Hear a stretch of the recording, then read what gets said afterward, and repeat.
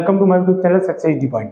जैसा कि मैंने आपको एक क्वेश्चन बताया था कि भैया चलती हुई रेलगाड़ी में बैठे हुए यात्रियों को आसपास की चीजें चलती हुई प्रतीत होती जबकि रेलगाड़ी स्थिर प्रतीत होती है, इसका कारण क्या होता है भैया। तो उस वीडियो में मैंने बताया था कि इसका कारण आपेक्षिक वेग होता है, क्योंकि आपेक्षिक वेग में क्या होता है कि हमारा वेग, ठीक, हमारा वेग दूसरी वस्तु के सापेक्ष जब लिया जाता है तो वो परिवर्तित होता रहता है, ठीक। वो परिवर्तित किस प्रकार से होता है एंड आपेक्षिक होता क्या है, इसकी एक्सप्लेन जानकारी के लिए मैंने आपको बताया था कमेंट करने के लिए। तो एक भैया ने मैंने बताया था कि इसकी एक्सप्लेन जानकारी होनी चाहिए, ठीक। तो मैं पूरी एक्सप्लेन जानकारी इसको देने जा रहा हूँ, ध्यान दीजिएगा, ठीक। तो आपेक्षिक वेग क्या होता है, सबसे पहले ध्यान देंगे। तो आपेक्षिक वेग क्या होता है, किसी वस्तु जैसे भैया हम दो वस्तु ले लेते हैं, एक वस्तु का नाम ए दे देते हैं, दूसरी वस्तु का नाम बी दे देते हैं। तो किसी वस्तु ए का वह आभासी वेग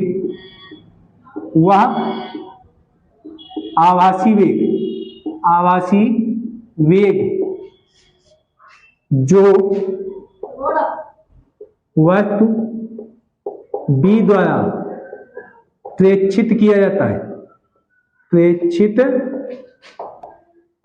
किया जाता है,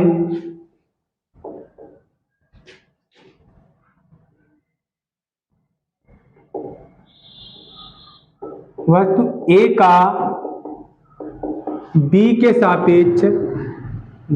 सापेक्ष आपेक्षिक वेग कहलाता है,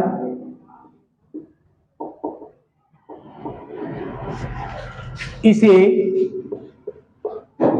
VAB से प्रदर्शित करते हैं, VAB से प्रदर्शित करते हैं। अब भैया इसको कैसे जानेंगे, आखिरकार ज्ञात कैसे किया जाएगा उसको समझने की कोशिश करिएगा, ध्यान दीजिएगा, ठीक। यदि दोनों वस्तुएं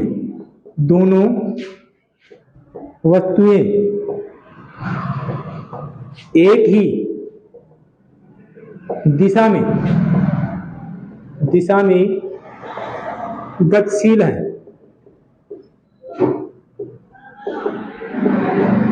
तो यदि दोनों वस्तुएं एक ही दिशा में गतिशील हैं तो VAB इक्वल टू क्या होता है, VAB equal to VA minus VB हो जाता है। एंड यदि दोनों वस्तुएं विपरीत दिशा में गतिशील हो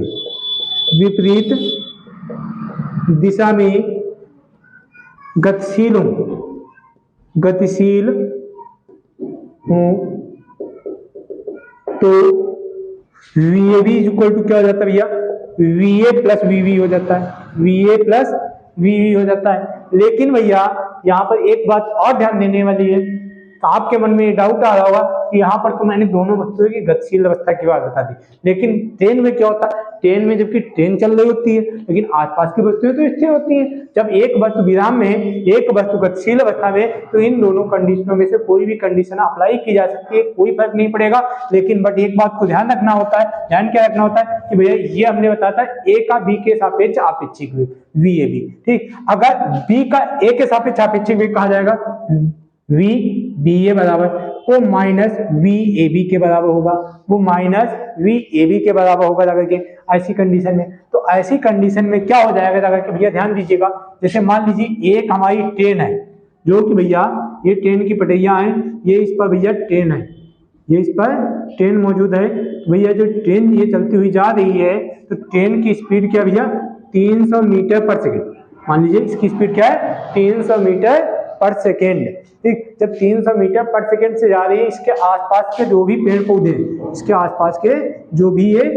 पौधे हैं, ठीक भैया, तो ये चलते हुए प्रतीत होते हैं। इसका कारण क्या है, पूरा एक्सप्लेनेशन मैं आपको दूंगा, आप हमारे साथ जुड़े रहिए, धन्यवाद।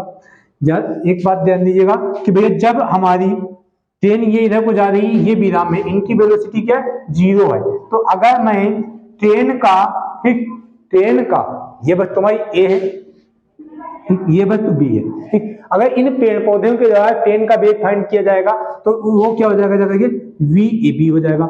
We A B is equal to क्या हो जाएगा जाकर के या V A plus V B हो जाएगा। वो इन पेड़ पौधों द्वारा फाइंड किया जाने वाला ये वेग है बेटा, ध्यान दीजिएगा। तो वी ए क्या हो जाएगा 300 प्लस वी बी कितना हो जाएगा 0 is equal to 300 metre per second. अब उसके बाद में अगर मैं अपोजिट कंडीशन कर लेता हूं, अपोजिट कंडीशन क्या कर देता हूं, ट्रेन के अंदर बैठा हुआ व्यक्ति ए था, ट्रेन के अंदर बैठा हुआ व्यक्ति ए था, ये पेड़ पौधे बी थे, तो भैया ए के द्वारा अगर बी का अपेक्षित वेग किया जाएगा तो भैया वो क्या हो जाएगा V B A is equal to minus V A B is equal to minus 300 metre per second. यही कारण है कि सेम स्पीड से वस्तु विपरीत दिशा में जाती हुई प्रतीत होती है। उम्मीद करते हैं कि आपको समझ में आया होगा भैया। ठीक, इस प्रकार की ढेर सारी जानकारियों के लिए हमारे साथ जुड़े रहिए। धन्यवाद।